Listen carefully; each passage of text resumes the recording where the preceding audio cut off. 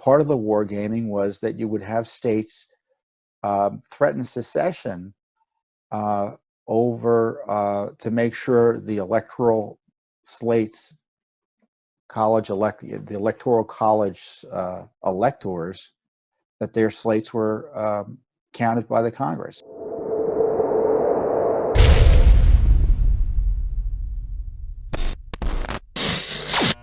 First up, I want to talk about the issue of elections, voter fraud, mail-in ballots, all the rest. Now, as you know, Judicial Watch has been a leader in trying to uphold the rule of law when it comes to clean elections. In 2012, we began suing states to clean up their rolls in Ohio and Indiana specifically. Indiana changed the law.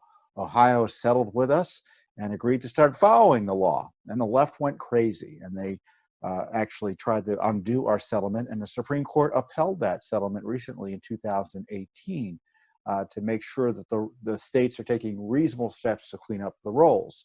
And that led in part to a settlement with Los Angeles County in California that Judicial Watch signed on to that requires LA County to begin a process that could remove up to 1.6 million extra names from the rolls.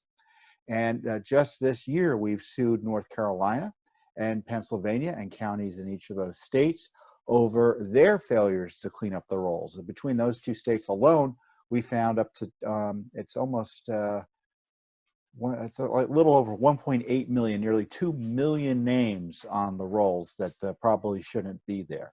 And in those cases, we are fighting not only the states, but left-wing interest groups that are seeking to intervene to battle us. So Judicial Watch not only has to do the heavy lifting in court against big government, but the big left as well. And so our lawyers have been working hard on that. And in the meantime, we've been pushing to educate the American people about the threat of mail-in ballot overreach, I think it's fair to say, to clean elections. Right now, and I checked the numbers before I came on, 51 million ballots will be mailed to people who haven't asked for them. 51 million ballots. On top of that, 44 million ballot applications will be mailed to people who haven't asked for them. Now, that's a big difference, as the president has denoted, from people asking for a ballot or asking for a ballot application through the absentee ballot process. As it is, the absentee ballot process is too generous. It's too easy to vote by mail. And why is that a concern? Well, vote by mail is notoriously susceptible to fraud. How is that the case? Well, I mean, just common sense. If you're not voting at a polling location where you have government officials and the rule of law protecting you and making sure, or at least trying to make sure within reason, nothing improper goes on. And of course, you know, they can have party observers and candidate observers at the polls and citizens observers at the polls, depending on the states. So it's not a perfect process, certainly not in states without a voter ID, but it certainly guards against voter fraud. Now, but when you start mailing ballots to lists that you know are dirty, as Judicial Watch has found out, we did a 2019 study that showed 2.5 million extra names on the rolls, 2.5 million names on the rolls nationally that shouldn't be there. You've got a major problem. Because whether or not they're inactive or not, or don't specifically get ballots or will be targeted with ballots, when you've got lists that are dirty, meaning there are names that are old and shouldn't be there, it means the rest of the, quote, active list is probably dirty as well. And certainly just to mail a ballot blindly is irresponsible anyway. I don't care if you think your list is 100% clean. This is the franchise we're talking about. For instance, think of how mobile the population is. People move all the time. They go in and out. And so the ballot list may be clean today, but won't be clean tomorrow. That's why voting in person is the best way to deal with, to conduct elections. On top of that, you have more opportunities for voter fraud when the ballots are voted on outside the polling place. You have more opportunities for vote buying schemes when the ballots are voted on outside the polling place. And they're harder to detect. You know, it takes some gumption to go and vote in person in a fraudulent way. But behind closed doors, who knows what's going on? I mean, you've all heard stories about multiple violations of law related to ballot fraud, where I think in Texas someone was arrested or pursued for hundreds of either ballots or ballot applications. I don't remember the specifics. But the point is that that sort of process, that sort of fraud really only can take place in a mail-in ballot system. So the left is, as I said, kind of escalated it in such a way as to, in my view, break the system. As I said, nearly 100 million ballots and ballot applications will be mailed to people who haven't asked for them. In 2018, excuse me, in this year alone, in the primary season, 554,000 ballots mailed in ballots were thrown out. That compares with 316 or 319,000 ballots that were thrown out in the general election in 2016. So you had the general election in 2016, 319,000 ballots. 550,000 ballots were thrown out in the primary season this year. So imagine that number of ballots similarly in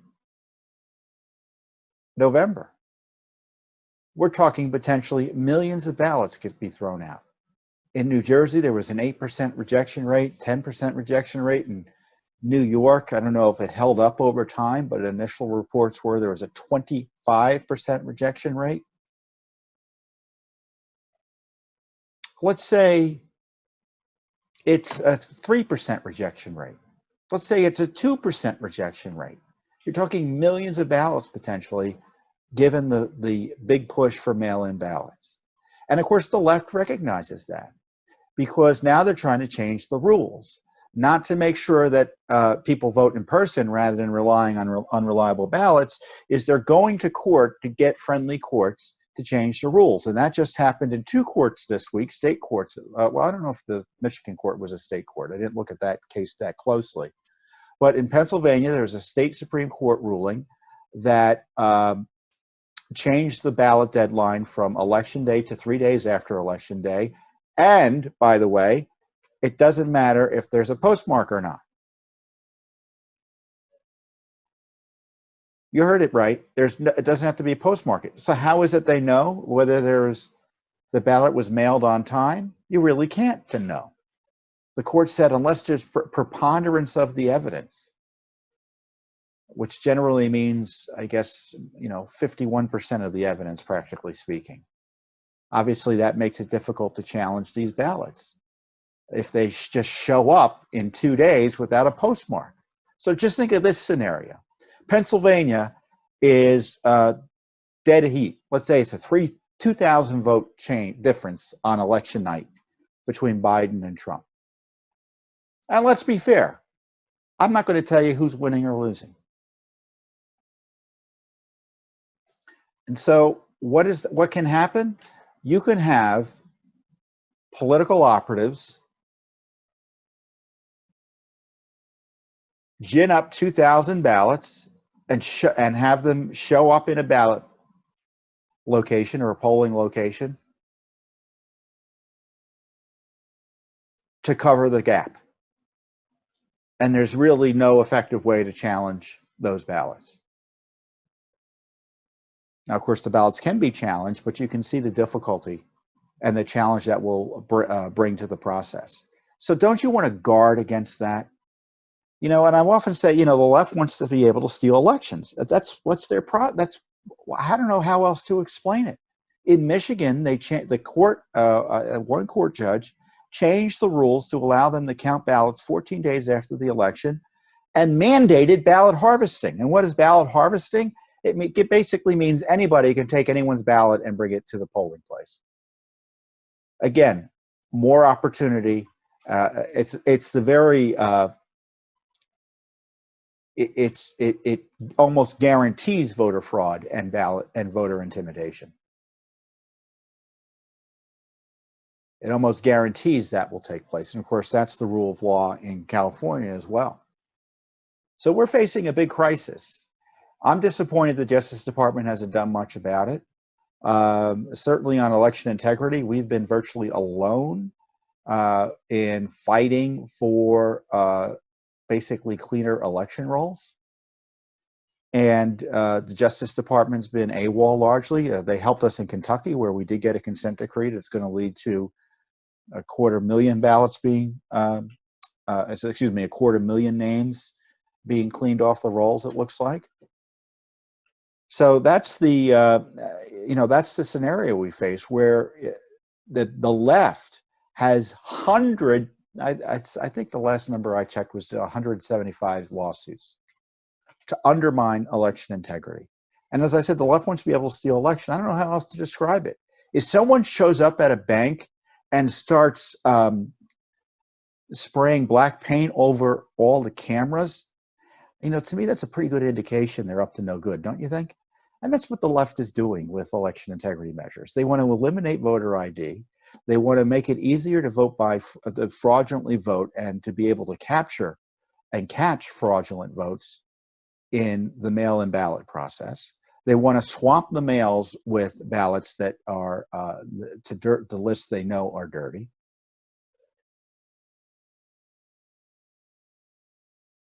They want to eliminate security requirements related to vote by mail. Some states and jurisdictions require that A, you need an excuse. They don't like that.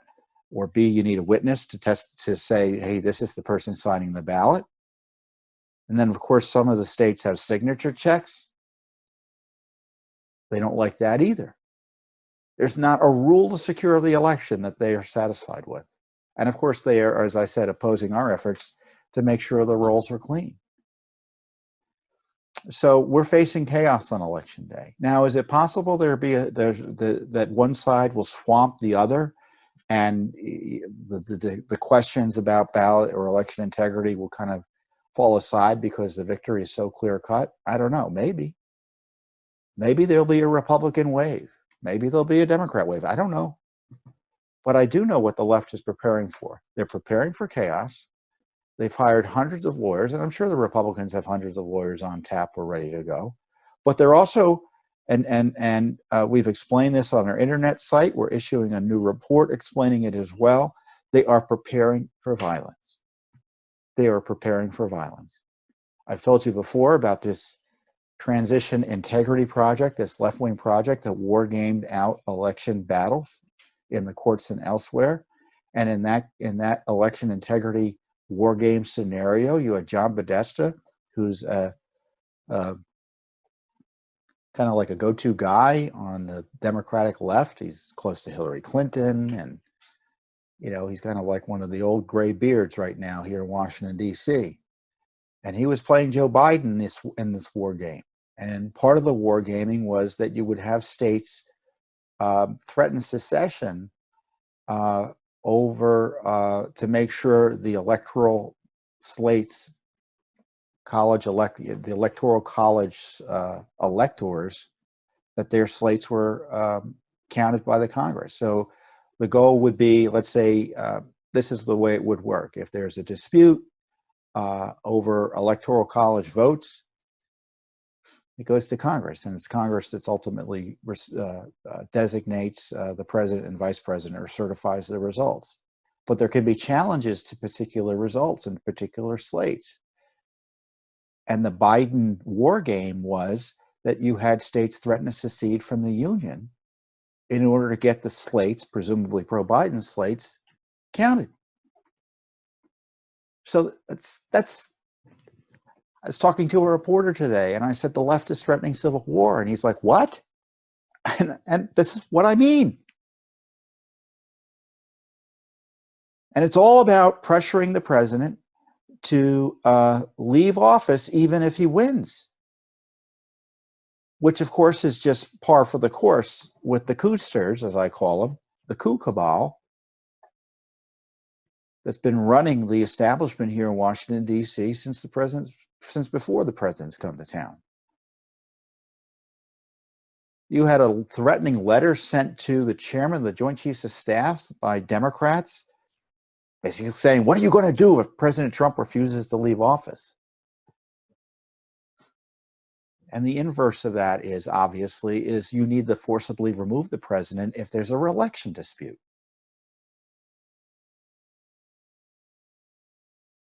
And then, of course, you have the Antifa, the violent left. And if you read the left-wing sites like the New York Times, for instance, they talk about violence and demonstrations and revolution and such if President Trump is seen to have won. And of course, they're kind of trying to game the system as well.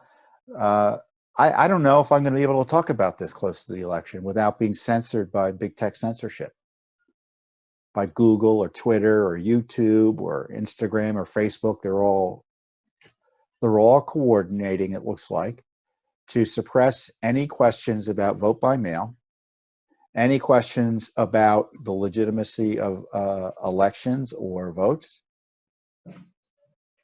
I mean, they are planning, how is it we suppress outrage if it looks like President Trump wins on election night and somehow they find the votes because they're counting and counting and counting and counting days and days and weeks later, and changes the outcome of the result on election night. They call it the red mirage. And they don't want anyone to be able to talk about that in any serious way online. I mean, they're planning on it. I always forget the name of the head of Facebook. Was it Zuckerberg? Shows you how much I'm with it, right? But he was talking about, well, you know, we should just prepare people. It's perfectly reasonable if we don't know who won for weeks and weeks and weeks. No, it isn't reasonable. No, it isn't reasonable.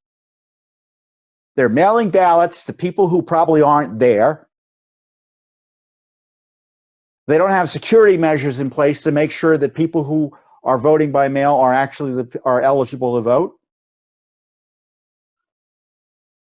And the counting rules, the way the left works is that if they don't like the way the count is going, they change the rules until they get the count they like. And there's going to be a great suppression of concerns about that. And it's going to be up to the president to show leadership here. And as I said, they plan civil unrest. I'm concerned about violence on election day. I'm concerned about the left targeting polling locations or places where the votes are being counted. This is serious stuff. I pray it's otherwise, but I think we should prepare for the worst. And and as I said earlier, I said a few weeks ago to you, I want you to check in with your local, state, and federal authorities, your local U.S. attorney, who is the federal U.S. attorney for your area, your state attorney general, and your local district attorney, and find out who the point of contact is to report questions about voter fraud or allegations of voter fraud. And I'm not saying just call up to say, I think there's voter fraud. That's not no, if you think something's wrong and you witness something or you're aware of voter fraud going on, you want to be able to communicate with someone, and you want people you know to be able to communicate with law enforcement about it. Find out who that person might be. Become a poll worker. It's not too late to become a poll worker to participate in the electoral process. That's one way for you to ensure that the elections are conducted fair and honestly. I mean, you have an obligation as an employee or a volunteer to make sure the votes are counted fairly. I mean, what's frustrating to me is that I often feel like I'm the one defending Biden voters, because Biden voters are more likely to vote by mail and as a result more likely to have their votes thrown out. So you have these leftists encouraging people to vote by mail knowing their votes are going to be lost. I think that's awful.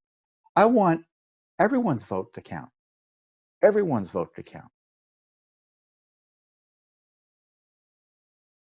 But I want a system in place that's fair. I want the law to be observed. And I want there to be reasonable checks to make sure that fraud is not countenanced or encouraged. And don't even get me started on voter ID.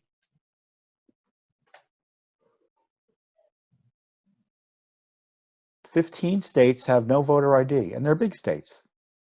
California, New York, I don't think Pennsylvania has voter ID, New Jersey, Massachusetts, I don't think Illinois has voter ID. I'm going off the top of my head, but you can check each your state. If you're listening to me or watching me, find out if your state has voter ID. And if it doesn't, demand to know why and ask that voter ID be instituted. It's probably too late for the election. But you're citizens, and you have a right in the governance of your state to participate in the governance of your state. If you're concerned about voter ID, find out what the voter ID laws are. Now you may find your state has voter ID, but in many cases this voter ID isn't even sufficient. As best I can tell, there are only 10, maybe 11 states. I think it's probably only 10 now because Virginia changed their law to weaken their ID. So that have a strict voter ID requirement. But most other states, even with voter ID, don't really have a strict requirement. And they basically allow anything to be an ID, which isn't going to be helpful. And then secondly, you need citizenship verification, or I think we need citizenship verification to ensure that the tens of millions of aliens present in the United States, both lawfully and unlawfully, don't vote in violation of the law. Because right now, the only check on that happening is the form that says, you have to certify you're a citizen when you register to vote. But no one checks that out. So don't you think we need citizenship verification? And there's a study out of Old Dominion that shows that aliens register to vote and vote in numbers large enough to change the outcome of elections. And when you extrapolate the figures, the numbers are astonishing, and they can change the outcome of an election. The Old Dominion study pointed out that changed the outcome of an election in Minnesota potentially, that put a left-wing Democrat into office that turned out to be the key vote for many of Obama's initial proposals when he was first president, like Obamacare and the stimulus craziness that he pushed through. So there's a lot. I'm putting a lot on you because Judicial Watch does what we can, but what we do also is educate you about what needs to be changed, or what you might want to consider needs to be changed. Because I can't tell you what to think, right? All I can tell you is this is the lay of the land, and how are you going to respond to it? If you're all right with it, I guess you can go back to bed. But I have a feeling many of you aren't all right with it, and you want your votes to be protected. And in my view, voter fraud is a civil rights issue of our time. The left doesn't care about it. They hate it. They hate the idea that votes be secure. And like I said, the only explanation I have for opposing voter ID, citizenship verification, cleaning up the rolls, encouraging people to vote in person, they want to be able to steal elections if necessary. And in my view, they're setting up the steal for 2020 and beyond. And they're using COVID as the pretext. So we're going to fight where we can. We've got more lawsuits coming up to try to figure out what's happening and to clean up the rolls, and I'll tell you about them, and they're filed. But we're not resting on our laurels here at Judicial Watch, as our election system is under assault again by the same crowd that tried to